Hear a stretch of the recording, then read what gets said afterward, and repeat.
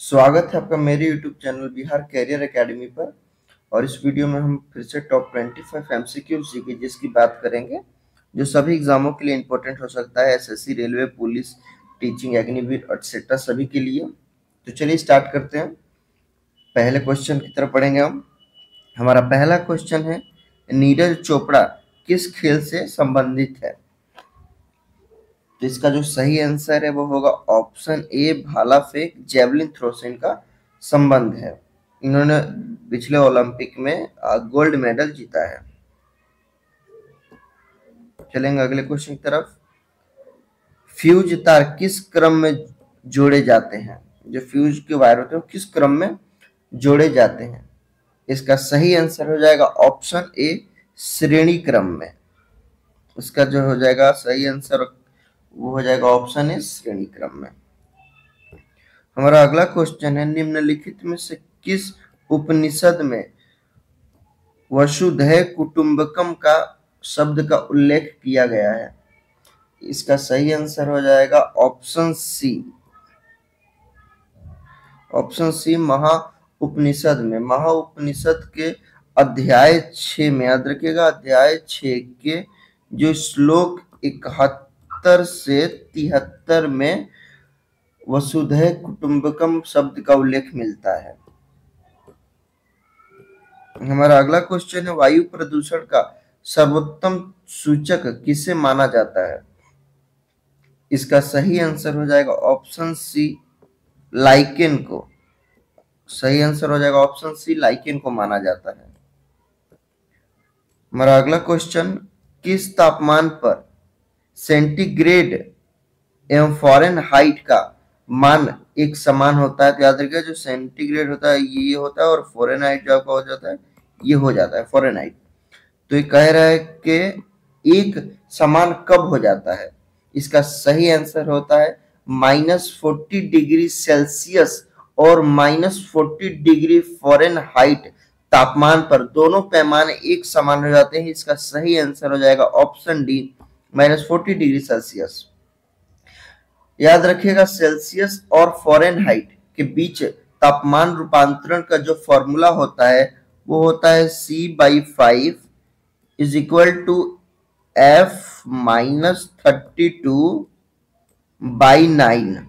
ये फॉर्मूला होता है। बढ़ते हैं अगले क्वेश्चन की तरफ। बगलिहार बांध परियोजना किस नदी पर बना है? इसका सही आंसर हो जाएगा ऑप्शन बी, चिनाब नदी पर बना हुआ है। याद रखिएगा, जो बगलिहार बांध है जिसे बगलिहार पनबिजली परियोजना के रूप में जाना जाता है, ये जम्मू और कश्मीर के रामबन जिले में चिनाब नदी पर निर्मित है। चलिए अगले क्वेश्चन की तरफ बढ़ते हैं। थियोसॉफिकल, याद रखिएगा, थियोसॉफिकल सोसाइटी की स्थापना कब हुई? इसका सही आंसर हो जाएगा ऑप्शन बी, 1875 1875 में इसकी स्थापना हुई थी। हमारा अगला क्वेश्चन है, प्रोटीन की फैक्ट्री किसे कहा जाता है? राइबोसोम को कोशिका का प्रोटीन कारखाना कहा जाता है। ऑप्शन ए इसका सही आंसर हो जाएगा। राइबोसोम प्रोटीन संश्लेषण की प्रक्रिया में शामिल एकमात्र कोशिका अंग होता है। याद रखिएगा, ये जो होता है वो कोशिका अंग होता है। कोशिका अंग होता है, ये छोटे कोशिका अंग होते हैं और अमीनो एसिड को प्रोटीन श्रृंखलाओं में इकट्ठा करके और उन्हें जोड़कर प्रोटीन संश्लेषण करते हैं। हम अगले क्वेश्चन की तरफ बढ़ेंगे, और अगर वीडियो आपको थोड़ी भी पसंद आ रही है तो प्लीज आप वीडियो को लाइक करके और चैनल को सब्सक्राइब कर लीजिए। बढ़ते हैं अगले क्वेश्चन की तरफ। हमारा अगला क्वेश्चन है, निम्नलिखित में से किस भारतीय राज्य को चावल का कटोरा कहा जाता है? राइस बाउल किस भारतीय राज्य को कहा जाता है? इसका सही आंसर बताइए क्या हो जाएगा? तो याद रखिए, इसका जो सही आंसर हो जाएगा ऑप्शन सी, आंध्र प्रदेश। इसका जो सही आंसर है ऑप्शन सी, आंध्र प्रदेश हो जाएगा। बढ़ते हैं अगले क्वेश्चन की तरफ। हमारा अगला प्रश्न है, उपनिषदों की कुल संख्या कितनी है? इसका सही आंसर हो जाएगा ऑप्शन ए, उपनिषदों की जो कुल संख्या है वो 118 है। इसमें से 13 याद रखिएगा, इसमें से 13 उपनिषद मुख्य माने जाते हैं। हमारा अगला क्वेश्चन है, प्राकृतिक रूप से लिटमस का रंग कैसा होता है? जो लिटमस होता है उसका रंग कैसा होता है? इसका सही आंसर हो जाएगा ऑप्शन बी, नीला होता है। Correct answer option B. हमारा अगला क्वेश्चन है, मुगल काल की राजभाषा कौन सी थी? इसका सही आंसर हो जाएगा ऑप्शन डी, फारसी। अकबर ने फारसी को राज्य भाषा का दर्जा दिया था। फारसी ईरान से, याद रखिएगा ये एक ईरानी भाषा है जो ईरान की मूल भाषा है, और अफगानिस्तान में भी इसका इस्तेमाल बोली के तौर पर होता है। बढ़ते हैं अगले प्रश्न की तरफ। अगला क्वेश्चन, विश्व जल दिवस प्रत्येक वर्ष किस तिथि को मनाया जाता है? इसका सही आंसर हो जाएगा ऑप्शन सी, 22 मार्च को मनाया जाता है। पढ़ेंगे अगले क्वेश्चन की तरफ। वेग और समय का गुणनफल क्या होता है? इसका सही आंसर हो जाएगा ऑप्शन बी, विस्थापन। याद रखिए, वेग और समय का गुणनफल विस्थापन होता है। जो विस्थापन होता है वो प्रारंभिक और अंतिम स्थिति के बीच, याद रखिएगा, कोई प्रारंभिक और अंतिम स्थिति के बीच सबसे छोटी दूरी होती है। यह एक सदिश राशि है, यानी इसमें परिणाम और दिशा दोनों होता है। आपने 11th में पढ़ा होगा कि सदिश राशि और अदिश राशि। तो जो सदिश राशि उस राशि को कहते हैं जिसमें परिणाम और दिशा दोनों निश्चित होता है। बढ़ेंगे अगले क्वेश्चन की तरफ। मनुष्य कितने से कितने हर्ट्ज तक ध्वनि सुन सकता है, यानी कितने हर्ट्ज तक ध्वनि सुन सकता है? इसका सही आंसर है ऑप्शन, आप लोग जल्दी इसका कमेंट में बताइए सही आंसर। इसका सही आंसर हो जाएगा ऑप्शन सी, 20 से 20,000 हर्ट्ज तक सुन सकता है। और मैं इसका आपको सूत्र बता देता हूं यहाँ पर। जो यहाँ इसका फॉर्मूला हो जाता है जो वेग का, याद रखिएगा, वेग यानी v इज इक्वल टू हो जाता है विस्थापन। विस्थापन को हम d से डिनोट करते हैं, विस्थापन अपॉन समय, समय को t से। चलिए बढ़ते हैं अगले क्वेश्चन की तरफ। जोजिला दर्रा भारत के किस राज्य में है? इसका सही आंसर हो जाएगा ऑप्शन सी, जोजिला दर्रा भारत के केंद्र शासित प्रदेश लद्दाख के कारगिल जिले में स्थित है, जो जम्मू कश्मीर में है। यह दर्रा श्रीनगर और लेह को जोड़ता है। यह दर्रा लद्दाख और जम्मू कश्मीर के केंद्र शासित प्रदेशों के बीच एक अहम कड़ी का काम करता है। याद रखिएगा, ये जम्मू कश्मीर में है। बढ़ेंगे अगले क्वेश्चन की तरफ।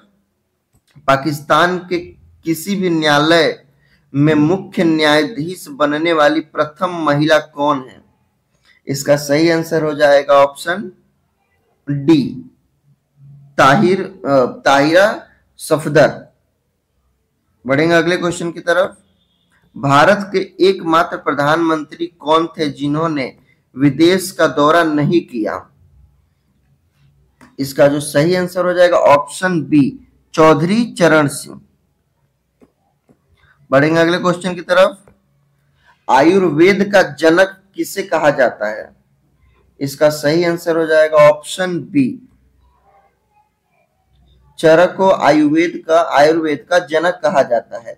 चरक एक प्राचीन भारतीय चिकित्सक थे जो लगभग, याद रखिएगा, 300 से 200 ईसा पूर्व आसपास रहे थे। चरक संहिता आयुर्वेद के मूल ग्रंथों में से एक है। हमारा अगला प्रश्न, रेबीज के टीके की खोज किसने की थी? इसका सही आंसर हो जाएगा ऑप्शन सी, लुइस पास्चर ने। याद रखिएगा, 1885 में लुइस पास्चर ने पोस्ट एक्सपोजर वैक्सीनेशन के जरिए रेबीज को संपूर्ण सफलतापूर्वक रोका था। बढ़ेगा अगले क्वेश्चन की तरफ। महात्मा गांधी जी की पत्नी का नाम क्या था? इसका सही आंसर आप लोग कमेंट में बताइए। और वीडियो थोड़ी भी पसंद आ रही है तो प्लीज वीडियो को आप लाइक कर दीजिए और चैनल को सब्सक्राइब कर लीजिए।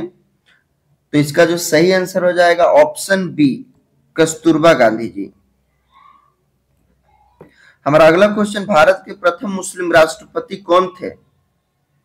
इसका सही आंसर हो जाएगा option B, doctor Zakir Hussain जो थे भारत के प्रथम मुस्लिम राष्ट्रपति थे। ऑप्शन बी इसका सही आंसर हो जाएगा। अगला क्वेश्चन, मेक इन इंडिया कार्यक्रम का लोगो क्या है? इसका सही आंसर हो जाएगा ऑप्शन डी, शेर। इसका लोगो क्या है? शेर है, option D. My experiments with truth के रचनाकार कौन है? इसका सही आंसर हो जाएगा ऑप्शन बी, महात्मा गांधी जिसके रचनाकार है। इसका सही आंसर हो जाएगा ऑप्शन बी। बढ़ेंगे अगले क्वेश्चन की तरफ। आंख के रेटिना पर बना बिंब कैसा होता है? जो हमें आंख के रेटिना पर जो बिंब बनता है, फिगर बनता है, वो कैसा होता है? इसका सही आंसर हो जाएगा ऑप्शन ए, वास्तविक और उल्टा। याद रखिएगा, रियल तो बनता है बट उल्टा बनता है। इसका सही आंसर हो जाएगा ऑप्शन ए। ये आपके लिए क्वेश्चन है, टेस्ट है। नीरव घाटी, जिसको साइलेंट वैली भी कहते हैं, किस राज्य में स्थित है?